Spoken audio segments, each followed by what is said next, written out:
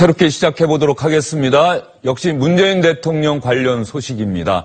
어제 문재인 대통령이 국방부를 방문했습니다. 찾아가는 대통령이라는 주제에 맞는 일정이기도 했는데요. 문재인 대통령이 외부를 찾을 때마다 참 많이 달라졌다, 이런 얘기가 계속해서 나오고 있습니다. 왜 그런지 여러분 영상으로 확인해 보시죠.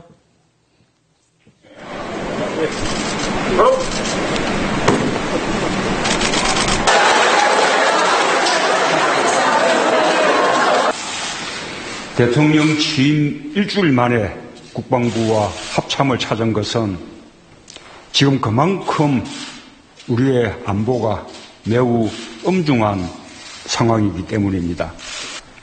우리 군은 적의 어떠한 무력 도발도 용납하지 않는 철동 같은 군사 대비 태세를 유지하고, 만약 적이 무력 도발을 감행한다면 적각 강력히 응징할 수 있는 그런 의지와 능력을 가지고 있습니다.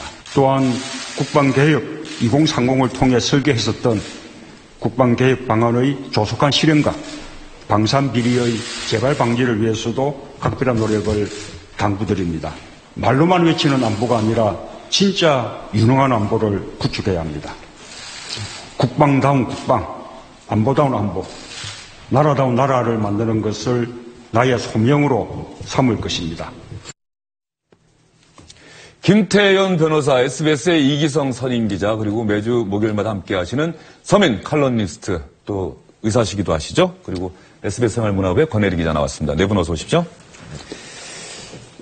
문재인 대통령이 국방부를 찾아갔는데, 가는 곳마다 국방부 하면은 정말 경비가 상당히 삼엄하다, 이런 인식이 있는데, 이기성 기자는 국방부도 출입을 해봤지 않습니까? 그렇습니다. 근데 많이 달라졌어요. 막 줄 서서 기다리면서 대통령 연호하고 악수도 하고 말이죠. 그렇죠. 아까 보니까 말이죠.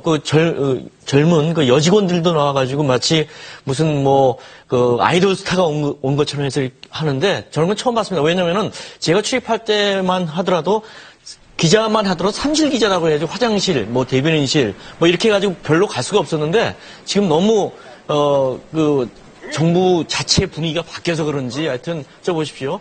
아주 옆에서 굉장히 뭔가 부드럽고 그러지 않습니까? 과거 같았으면 굉장히 각진 행동을 가지고 했을 텐데, 여기도 그렇고, 과거의 그 분위기하고는 너무 다른 그런 모습을 좀 보고 있는 것 같습니다. 원래 새로운 대통령이 취임하고 나면은 각 정부 부처가 업무 보고를 해야 하는데, 아직까지 구체적인 업무 보고 일정은 잡히지 않았는데, 문재인 대통령이 스스로 얘기를 했습니다.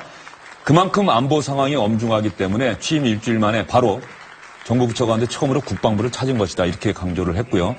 여기에 여야 국방위원들도 함께 갔다고 하는데, 김태현 변호사 보기에는 문재인 대통령이 국방부를 가장 먼저 방문했다, 이것은 우리의 안보 현안, 지금의 상황에 대해 엄중하게 대처하겠다는 그런 의지를 좀 보여준 것 아닌가, 이런 생각이 듭니다. 그렇습니다. 사실 대선 과정에서도 우리나라 둘러싸라 경제 위기, 안보 위기, 이 두 가지 위기가 있다고 했지만, 무엇보다 중요한 건 경제 위기보다도 역시 안보 위기 아니겠습니까? 그렇기 때문에 어제 이제 4강대 특사를 또 보냈고, 그리고 안보 위기라는 점을 좀 불식시키기 위해서 가장 먼저 국방부를 찾은 것으로 보이고요. 그리고 국방부를 찾을 때 단순히 대통령과 대통령 참모들뿐만 아니라 여야 국방위원들을 대동하고 간 점에서 안보에는 여야가 없다, 보수와 진보가 없다, 이 점을 좀 국민들에게 좀 알리고 싶었던 것 같습니다. 예. 그리고 지금 화면에는 보이질 않는데, 조금 전에 이기성 기자가 얘기한 것처럼 국방부를 출입하는 영상 기자들, 어제 우리 김균종 기자가 SNS에 올린 영상을 보니까 이 기자들도 줄 서서 기다려서 문재인 대통령과 악수하고 사진도 찍고, 또 미처 악수 못한 기자는 막 달려가서 문재인 대통령한테 달려가서 끝내 악수하는 이런 영상도 담겨 있더라고요. 과거는 풀 기자가 있어가지고요, 다른 기자가 거의 접근을 못했습니다. 국방부 같은 경우도 청와대랑 비슷하게 굉장히 엄격하기 때문에 거기 기밀이 많지 않습니까? 그런데 굉장히 자유스러워졌네요. 예, 문재인 대통령이 어제 국방부를 찾아서 지금 엄중한 안보 상황에 대해서 잘 대처하자, 이런 지시를 국방부에 내렸고요. 한미연합사 사령부도 보통 통상적으로 방문을 하는데, 국방부 장관을 임명한 후에 바로 방문하게 될 것 같다, 이런 얘기도 나오고 있습니다. 이번에는 문재인 대통령이 어제 발표한 인사 관련 소식으로 가보도록 하겠습니다. 그리고 혹시 눈썰미가 있으신 시청자분들은 짐작하셨을 것 같은데요. 5.18 민주화운동 기념식 때 문재인 대통령 옆에서 계속해서 문재인 대통령을 안내했던 사람이 있죠. 바로 새로 국가보훈처장에 내정된 피우진 예비역 육군 중령입니다. 상당히 화제가 된 인사인데요. 일단 피우진 국가보훈처장 어떤 각오 밝혔는지 여러분 들어보시죠. 아마 여성 30% 공직자 장관 거기에 입각해서 제가 이제 군 출신이면서 제가 보훈 가족입니다. 상위 군인이기 때문에 발탁을 하신 걸로 알고 있습니다. 저는 보훈은 안보의 과거이자 미래라고 생각합니다. 보훈 가족 중심으로 보훈 정책을 앞으로 펼쳐나가도록 하겠습니다. 권혜리 기자, 네. 국가보훈처장의 영상에 그리고 장성 출신도 아니고 네. 그 중령인가요? 예비역 중령? 네, 예비역 이런 중령. 분이 임명된 것 자체가 대단히 이례적인 일이다. 상당히 환영과 박수를 많이 받는 인사인 것 같더라고요. 사실 지금까지 제게는 새 정부에서 많은 인상적인 인사가 있었는데 좀 그중에서도 저에게는 좀 가장 인상적인 인사였습니다. 그 말씀하신 대로 첫 여성 보훈처장이고요. 그다음에 말씀하신 대로 예비역 장교가 보훈처장이 된 것 자체가 이례적인 일인데 거기에 그 유리천장까지 뚫은 파격적인 인사죠. 게다가 이분은 그냥 평범한 여군 한 명이 아니었습니다. 군내 차별, 성희롱 문제, 그리고 복무 중에 장애를 겪은 군인들에 대한 부당한 전역 조치 관행 같은 각종 국내 부조리한 관행들에 대해서 좀 소신 있게 맞서온 단지 여성일 뿐만 아니라 군인으로서의 여정이 상당히 시사하는 바가 큰 인물이어서 굉장히 인상적인 인사인 것 같습니다. 일단 지금 보고 계신데요. 지나갔는데 1979년에 소위로 임관했고 81년에 헬기 조종사가 됐습니다. 처음 인사가 났을 때 1호 여성 헬기 조종사 그런 얘기도 나왔는데요. 네, 과거 그림 보니까 전투복 입은 모습에 아주 잘 어울리네요. 네. 방금 말씀드린 1호는 김복선 예비역대위고 약간 7개월 정도 됐습니다. 근데 이분이 지난 2002년에 지금 충북 충주 출신이고요. 청주대 체육학과 출신입니다. 그리고 육군 중령을 지냈고 인권위 전문위원으로 활동을 하게 됐습니다. 2002년에 어떤 일이 있었죠? 상당히 중요한 그 변곡점이 있었죠. 네, 2002년에 유방암이 발병해서 투병을 하다가 병을 이겨냈습니다. 그런데 군 신체검사에서 장애 판정을 받고 2006년에 강제 퇴역을 하게 됩니다. 근데 여기에 맞서서 행정소송을 제기한 겁니다. 예. 당시 피해 중령의 강제 퇴역 조치에 대해서는 상당히 사회적인 관심이 불러일으켜져서 언론에서도 많은 조명을 받았고요. 당시에 저희도 취재를 한 바가 있습니다. 그 남성 중심적인 군대 문화 그리고 군대에서 병을 얻은 군인들에 대한 다소 부조리한 그런 강제 퇴역 관행에 대해서 좀 사회적인 인식을 불러일으킨 사건이었고요. 결국 행정소송에서 당시 피중령이 승소를 하면서 국방부가 2008년에 복귀 명령을 내려서 그 이듬해죠. 2009년에 복귀를 해서 육군항공학교에서 교리발전처장을 지냈습니다. 국방부는 당시에 피중령 사건 이후로 아예 제도를 개선하게 됩니다. 2007년 8월에 심신장애 군인의 전역과 현역 복무 기준을 전면 개정해서 복무 중에 얻은 병으로 심신장애 판정이 돼도 본인이 희망을 하면 전역심사위원회 심의를 거쳐서 계속 복무할 수 있도록 제도를 바꿨습니다. 네, 갑자기 찾아온 질병에 굴하지 않고 병마를 이겨냈습니다. 그런데 국방부는 신체검사에서 장애가 있다는 이유로 강제 퇴역 조치를 내렸습니다. 피우진 국가보훈처장은 여기에도 굴하지 않고 행정소송 제기해서 법원으로부터 승소 판결을 이끌어냈는데요. 당시 2007년에 1심 판결에서 이긴 직후에 SBS 취재진이 피우진 국가보훈처장 당시 인터뷰를 해봤습니다. 그때 어떤 얘기했는지 여러분께 들려드리겠습니다. 많은 사람들이 저보고 야 그렇게 좋아했던 군에서 배신당하고 뭘 다시 군으로 돌아가려고 하느냐 이렇게 얘기하거든요. 근데 나는 군이 배신했다고 생각하지 않거든요. 정말 군을 사랑하기 때문에 아픈 건 도려내고 부분 훌륭한 분도 많이 있고 가치 자체가 정말 국민한테 신뢰받을 수 있는 거잖아요. 예, 정말 밝은 모습이고 상당히 씩씩하게 얘기한다 이런 인상을 받는데요. 이 피우진 처장이 과거 군내에서 그런 술자리 관행이 있었다라고 하는데 그래서 여군 후배들한테 술자리 가더라도 전투복 입고 가라 이렇게 얘기를 했다고 하는데 맞습니까? 네, 해당 사건이 본인의 자서전에 기술되어 있습니다. 예. 네, 1988년에 있었던 일이라고 하는데요. 한 군사령관이 나이트클럽에서 술을 마시다가 특정 여군을 지칭하면서 보내라고 합니다. 근데 이 사령관이 평소에도 그런 행동을 자주 했고 그럴 때 그 여군 부하들을 사복을 입혀서 보내라 이런 사람이었다고 합니다. 네, 처음에는 당시 피대위가 그 여군은 아프다 그러면서 외출 승인을 해주지 않습니다. 근데 1988년인데 굉장한 용기죠. 그래도 재차 부르면서 욕까지 하니까 보내긴 보냈는데 이때 전투복을 입혀서 보낸 겁니다. 뭐 완전 군장 이런 얘기도 인터넷에 돌았는데 그 정도는 아니고 전투복을 입혀서 보냄으로써 지금 당신이 부른 사람이 여자가 아니라 군인이라는 것을 이렇게 상기시킨 거죠. 이렇게 보내니까 사령관도 어쩔 수 없이 그 여군을 바로 군대로 돌려보냈습니다. 그렇지만 당시 피대위는 보직 해임을 당합니다. 근데 그렇게 불이익을 겪고 나서도 2001년에 다시 한 군대에서 여군 장교 성추행 사건이 발생했을 때 적극적으로 나서서 후배를 도운 일화도 굉장히 유명한 분입니다. 피우진 국가보훈처장 인사가 많은 박수를 받을 수밖에 없었던 이유는 권혜리 기자도 얘기를 했습니다만 이기성 기자. 네. 결과적으로 국방부로부터 어떤 제도 변경도 이끌어냈고 군 내에서도 뭐 여전히 그 당시만 해도 뭐 사회적 약자다 여성이 이런 있었는데 이 여성들에 대한 또 특히 여군의 지위 문제를 국민적 관심사로 이끌어냈다 이런 평가도 있지 않습니까? 네, 그렇습니다. 지금 보니까요 군에서 여군이 차지하는 비율이 5.6%밖에 안 돼요. 우리가 아까 권혜리 기자도 얘기했겠지만은 주로 상관이 남성들 아닙니까? 그리고 아까도 술 먹을 때 여군들한테 뭐 술 따른다든지 이런 문제들이 굉장히 이제 사실 많고, 처벌도 많이 됐습니다만은 군 내에 여러 가지 불투명하고 또 밖으로 잘 새 나가지 않는 그런 문화 때문에 여전히 그런 일들이 많은데 피우진 중령 같은 이런 사람들이 이제 선구자적으로 여성의 어떤 지위를 깨기 위해서 유리천장 같이 이런 일을 함으로써 여성의 지위를 군 내에서 확립하는 데 굉장히 많은 도움을 줬다 이런 얘기가 나오고 있죠. 예. 서 교수님, 피우진 국가보훈처장 인사 소식 듣고 어떤 생각하셨는지 궁금합니다. 저도 파격적이라 생각했고요. 과거 저는 이제 피우진 중령이 자서전격으로 쓴 여군은 초콜릿을 좋아하지 않는다. 그 책을 이제 읽으면 읽고, 아니, 우리나라 이렇게 훌륭한 군인이 있구나라고 굉장히 감명 깊게 봤는데, 역시 그분이 이렇게 훌륭한 자리에 올린 걸 보면 참 문재인 대통령이 인사를 잘했다 생각을 합니다. 예.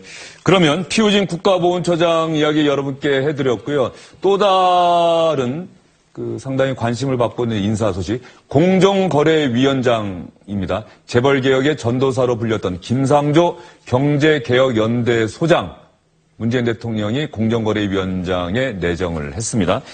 김상조 공정거래위원장이 먼저 어떤 사람인지 이성 기자가 좀 간략하게 소개를 좀 해주시죠.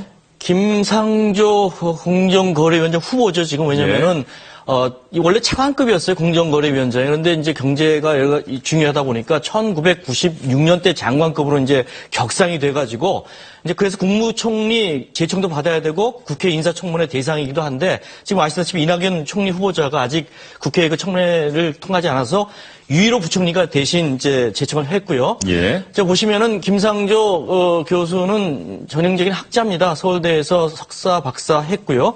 그다음에 한성대에서 이제 학생들을 가르치고 있고, 조순 전 경제부총리하고 정운찬 전 국무총리가 굉장히 아끼고 있는 애제자라고 또 알려져 있습니다. 보시면 알겠지만은 참여연대 재벌개혁감시단장, 경제개혁연대 소장 그런 걸 연임하면서 재벌개혁에 굉장히 힘을 쏟고 있는 현실 참여에 굉장히 적극적입니다. 그래서 재벌 저격수란 소리도 듣고 있는데요. 재계에서 이런 재미있는 얘기도 또 들리고 있는 모양입니다. 삼성 임원들보다도 삼성의 지배 구조를 더 잘 알고 있는 사람이다. 또 이런 얘기도 있고, 이런 또 일화도 있습니다. 2013년부터 이제 김 후보자가 재벌기업 사장단들을 대상으로 이제 외부 강연을 많이 하는데 주로 지배구조 개혁의 필요성을 강조하고 다닌답니다. 그래서 우연히도 이제 삼성에 가서 이제 강의를 할 일이 있었는데 강연이 끝나고 난 다음에 삼성 쪽에서 강연료가 500만 원이었던 모양이에요. 보통 그때는 외부 강연료가. 그랬더니 바로 거절하고 자기가 항상 받는 게 50만 원이었다. 그래서 50만 원만 받았다. 이래서 이 사람의 성격의 일면을 볼 수 있는 그런 일화도 있고요. 지난 3월에 이제 문재인 대통령이 직접 대선 캠프를 영입해가지고 문재인 정부의 경제 정책인 제이노믹스 설계하는데 큰 역할을 했다 이렇게 알려져 있습니다. 예. 재벌개혁의 전도사다. 재벌개혁의 전도사다. 저도 사회부, 경제부 취재할 때 김상조 교수를 취재 현장에서 만난 적이 여러 차례 있었던 기억이 나는데요. 그러면 김상조 공정거래위원장 후보자 재벌개혁 문제에 대해서 오늘 기자들 만났습니다. 공정거래위원회 담당하는 기자들을 만났는데 재벌개혁 문제에 대해서 질문이 집중적으로 쏟아졌는데요. 김상조 후보자는 어떻게 대답을 했을까요?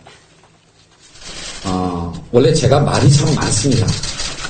일단 저한테 전화를 하시면 공부도 안 하고 전화하냐 일단 야단을 맞으시고 이제는 앞으로는 그렇게 하기 어려울 것 같습니다. 기자 분들께서 제가 앞으로 그렇게 답변을 하지 않더라도 환경이 달라지고 위치가 달라지면 그럴 수밖에 없다라고 하는 거를 좀 양해를 해주셨으면 좋겠고요. 과거 정부에서 모든 대통령들이 재벌개혁 또는 지배구조 개선을 공약을 했지만 이게 잘 안 된 여러 가지 이유가 있는데요.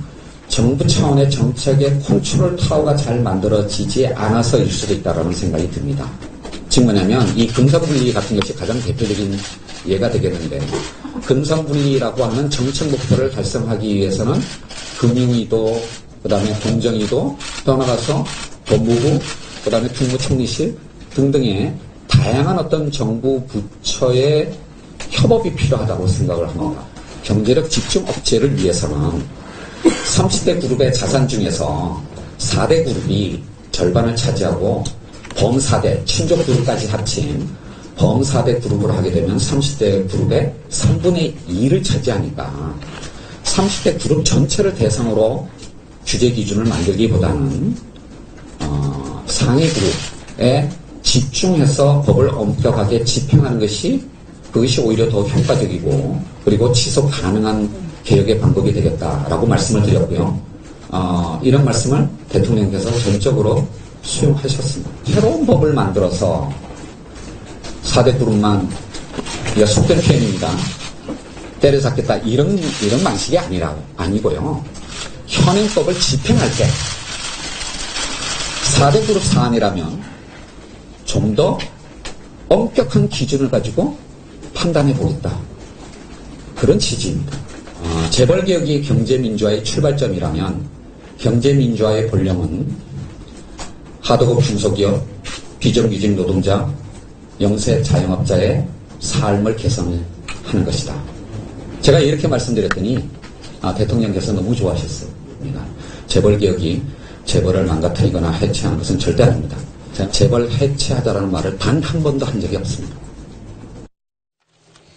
네, 김상조 공정거래위원장 후보자의 말을 여러분께 자세히 전해드렸습니다. 마지막 말이 인상적입니다. 저는 재벌 해체라는 말을 단 한 번도 한 적이 없습니다. 재벌 개혁이 재벌 망가뜨리거나 재벌을 해체하자는 얘기가 절대 아닙니다. 그런데 어쨌든 간에 재벌들, 대기업들은 김상조 공정거래위원장 내정됐다는 소식에 바짝 긴장하고 있을 수밖에 없겠네요. 근데 사실 앵커가 말씀하신 대로 원칙적인 말씀을 하시기 때문에 더 긴장을 할 수밖에 없을 것 같다는 생각이 듭니다. 원칙적인 말씀을 하는 사람이기 때문에. 네, 그렇습니다. 예. 사실 우리나라에서는 조금 선입견이 있는 게 재벌 개혁을 얘기하면 반시장적이다라는 좀 선입견이 있을 수가 있습니다. 근데 사실 그런 분이 아니거든요. 그동안 재벌 개혁을 얘기하시면서도 상당히 건전한 시장주의자, 좀 원칙적인 어떤 자본주의를 연구한 학자로서 얘기하신 부분들이 많이 있고요. 예를 들면 굉장히 처음에 유명해 주신 계기인 소액주주 운동 같은 것도, 그러니까 소액 주주로서 주주의 권리가 당연히 있는 것인데 그런 부분이 우리나라에서 거의 개념이 정립되지 않았을 때 그런 것을 좀 이렇게 처음으로 일반에 회자되게 하신 분이잖아요. 그래서 특히 이제 재벌 개혁에 대해서 얘기를 할 때도 좀 원칙적인 부분들에 입각을 해서 얘기를 하고 전 근대적인 부분을 청산하고 오히려 건전한 시장 원리가 작동되게 하는 쪽으로 가자는 쪽으로 쭉 운동을 해오셨고요. 그런 측면에서 이렇게 말하자면 해체에 대해서 한 번도 말씀하신 적이 없다는 그 입장 그대로, 그러니까 개혁이 버거운, 하던 대로 하던 관행에 좀 젖어 있는 상태의 재벌들에게 있어서 고칠 것을 고치라라고 얘기를 하는 측면이 있기 때문에 그렇기 때문에 사실 어쩌면 진짜 긴장을 해야 되지 않을까라는 그런 생각이 좀 듭니다. 네, 문재인 대통령이 취임한 이후에 오늘이 18일이니까는 이제 8일이 지났고요. 9일째인데요. 지금까지 인사는 무난하다, 상당히 환영한다 이런 평가들을 받고 있는 것 같습니다. 김상조 공정거래위원장 후보자 그리고 피우진 국가보훈처장 내정 소식 여러분께 자세히 전해드렸고요.